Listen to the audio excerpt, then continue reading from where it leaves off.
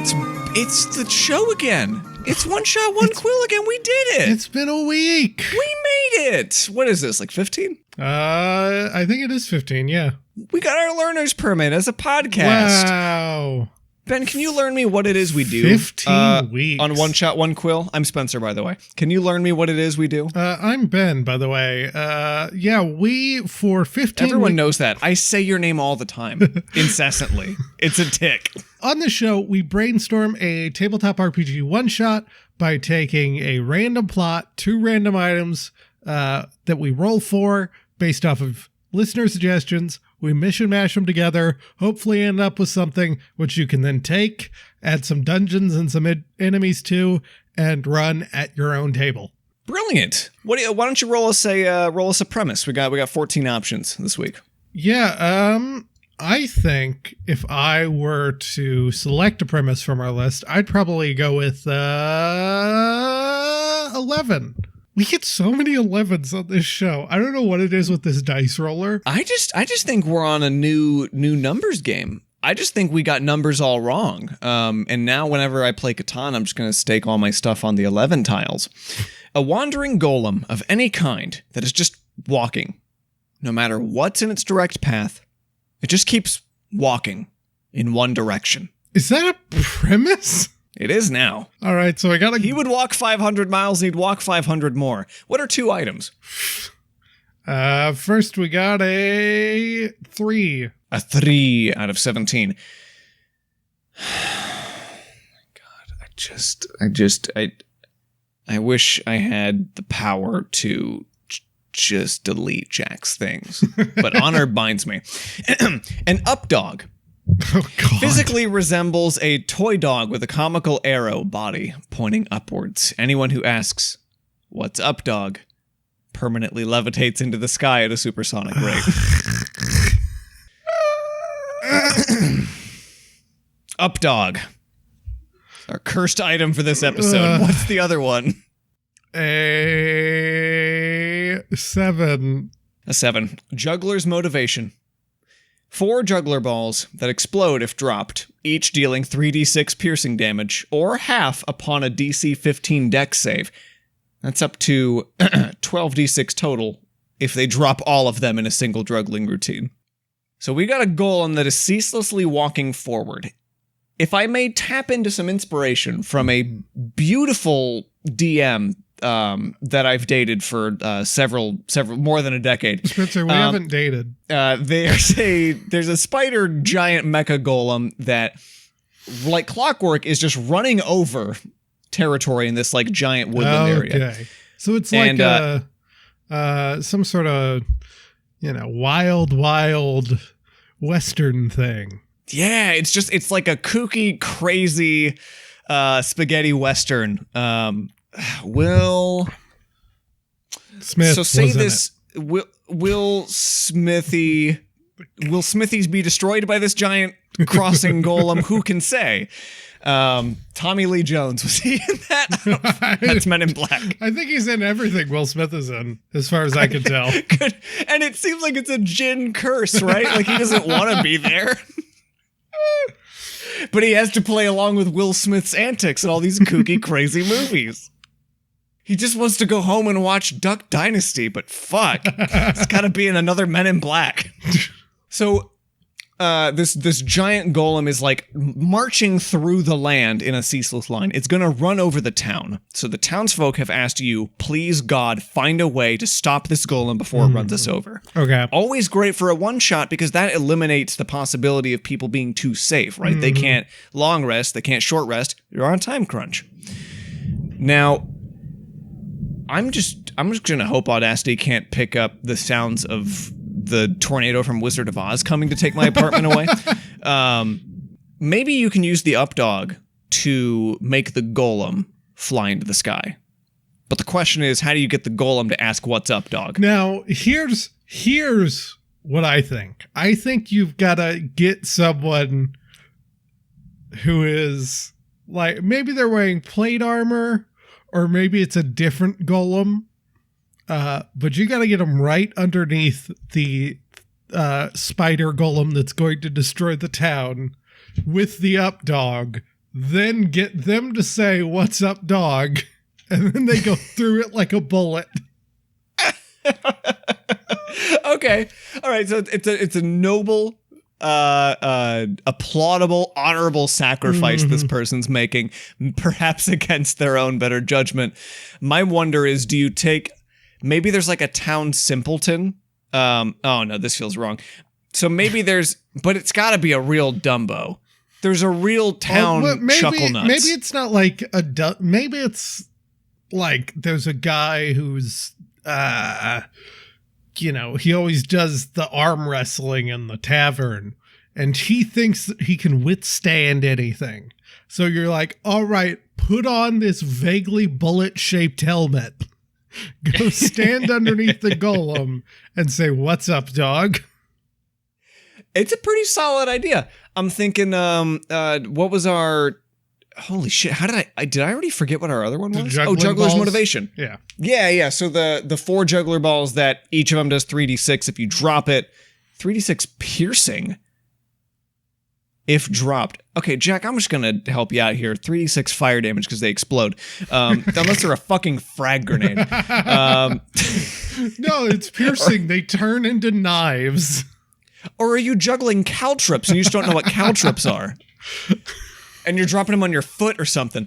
So the juggler's motivation, I'm just going to make an executive decision. These things are grenades, and they explode on contact. I like that.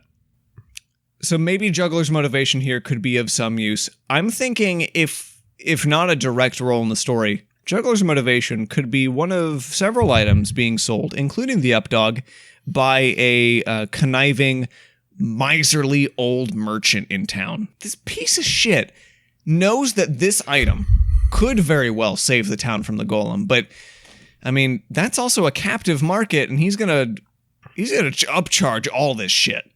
I have to imagine he doesn't think that any of this stuff could save the town from the golem. He just knows that these desperate people are going to pay for his shit because he's the only one that sells it. Yeah. Now, what if part of this quest is not accruing the gold necessary to buy the crucial quest item from him, but instead just pulling a heist and beating him up or stealing his things? Now, Spencer, like, he's in the middle of town, come one, come all, take a look at my snake oil bullshit. This is an UpDog. It could propel a man at the speed of sound. It could, your muskets of lore could have nothing on this UpDog and what'll happen to you.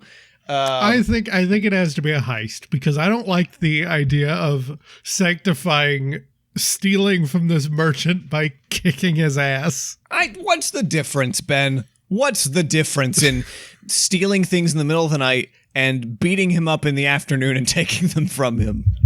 He's a miserly old man. Did I not make that clear? Don't we all want to beat up? Hello, you police? Yeah, I got him on tape. Fucking liar. Yeah. Telling me you did not listen to that A Christmas Tale with the 3 ghosts. Yeah, and you were like, God, I wish I could. Everyone knows how A Christmas Carol goes, where Scrooge is a big old dick, and 3 ghosts come into the middle of the night, kick his ass, and steal all his money. If they had bodies, they would have. I'm just saying they would have. The worst they could do is put chains on him. There is that one at the very beginning that pops out of his door to freak him out and tries to make him fall down the stairs and break his neck. That's not technically, like, concrete. There's no evidence that that's what he was trying to do in the book. But 100% that was the goal of the ghost. Was like, I'm going to pop out of this door and he'll fucking trip back down those stairs and then we'll give the gold to all the children. And then Scrooge gets up and says, fuck. Not gonna call up the boys. We gotta do something else. Plan B. Plan B, let's turn his heart into gold instead of his wallet. Just refuse to believe draft 1 of that story wasn't, what if I had the orphan beat his shins in and then take all his money? He doesn't have family. Nobody's gonna come check on him when he doesn't show up for work tomorrow. But eating the rich another day. I feel like we got a solid adventure here. Is there like any reason that the iron-headed man who wins all the arm wrestling competitions, is there any reason that dude wouldn't go along with this scheme? Is there some bet you got to win him over? I think you've got to win. There's got to be some show of strength. He's not just going to do this for anybody. That's fair enough. I don't think it's an arm wrestling competition because I think that's just a simple, strength roll. I don't think that's very interesting. I think the party has to figure out a way to impress him physically. By maybe, I don't know, throwing a... Oiling up. Oiling up, throwing a table. Flexing. Kissing. He's never been kissed. Oh, I thought you said pissing. No. I thought you suggested a literal pissing contest. He's like, wow. Well, let's piss stronger than anyone I've ever met. Call me a poet. It's like an old-fashioned spitting contest, but it's just distance. And this is actually out of game. You have to do this against the DM. Not everybody talks about, when talking about feats of strength, not everyone talks about feats of prostate strength and the force of piss. Wow. Wait, 1 second. Incredible. I gotta make a call. Hey, Jeremy? Yeah, Jeremy Crawford, my good friend. What exactly is the pissing stat? Yeah, what stat do they use for piss? He hung up on me. Fuck. We only get one of those calls a week. I know, and he makes me pay for them. Jesus. Well, let me ask this then. Could the jugglers... Could the juggler's training, the juggler's motivation, could these grenade juggling balls be an alternate solution to beating the golem? Like, I don't know, if you deliberately fuck up your juggling check, like if you put these in the hands of the worst juggler in town and put him underneath the golem. Oh, here's what you do, I think. You get underneath the golem with the UpDog and the juggling boys. And maybe you have to have already sent the strongman through. I think that makes sense. And then you get up, you do the what's up dog, but you've got legs of steel. And so you land on the bottom of the golem without going through or shattering your femurs. That's important. Then you walk over to where the guy has already made the hole and just start juggling, and they fall upwards because they're magic into the golem and explode, and then the golem's dead because it's been exploded from the inside. R.I.P. Juggler. R.I.P. Juggler. Both of our plans involve human sacrifice. Well, I don't think the juggler has to be the one who takes them, and maybe they can roll like a dex check to jump out of the way so it goes into the golem and explodes. I thought you were going to say he doesn't have to be human. Just get a gnome. Who gives a shit about them? On another note, though, if, say, your players are, I don't know, Baptist and they don't believe in murder, what if you had a fixture of this town at, like, the town center, or maybe on the outskirts of town, who the fuck knows? If you had a fixture of town, which is this big old statue that's, like, blessed or magically imbued with animated properties, and it's this, basically the head of the statue is animated, and it can talk to you, and it makes frequent conversations, and it's kind of a gullible fuck. Like, it's a real pip. He's trying his best, but God is he's a dork. So maybe you could have the strongest man in town push our good statue boy under the path. You could have him say, "What's up, dog?" And you're firing a legit iron statue through this golem. And the juggling balls, if you have someone who stands on the statue and juggles them, you can break it off of its plinth so that he can then push it out there. That's the one that doesn't require sacrifice. Yes, that's our no-kill route. Alternatively, I think there's one more solution. You get the entire town to walk underneath the golem and all simultaneously say, "What's up, dog?"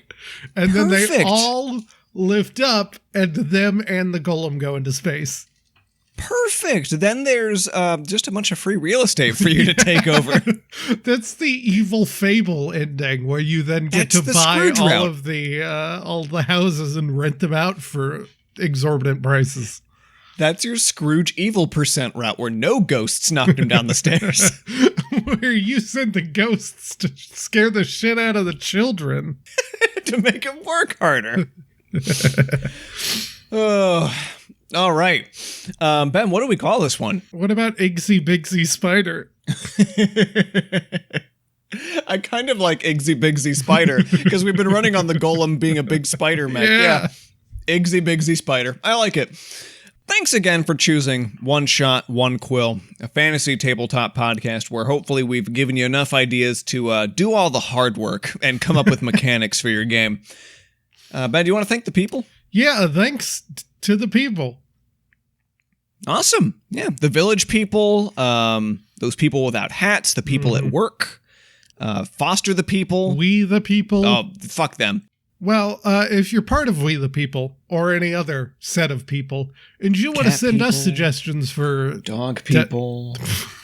If you are part of one of these groups of people that Spencer keeps murmuring under my outro, and you want to send us suggestions for items or prompts to use on the show, you can contact us on Twitter at DNDpod. That's DNDPOD. You know, I've always wondered if we should have another way to get in contact with us, but we don't. So if you're not on Twitter, I guess figure out Spencer's phone number, like Andy knows. Guess it. Guess away. Here, I'll give you one of the numbers. 3. So take that, figure out the other 8, and figure out the order, and then you're well on your way. Our theme song is Ella Tavera del Goulier by Morgan the Bard. Thanks to him. He won't ever know that we're using it. How easy is it to change a phone number? I just think I'm going to be doxxed is the thing. Doxed? It's like on the internet. Fuck, they hung up on me too. Oh, God. Is it too late to restart this one? No. Oh, okay. Welcome back to another episode of One Shot, One Quill. Episode. Fuck, I gotta restart my restart. Welcome back to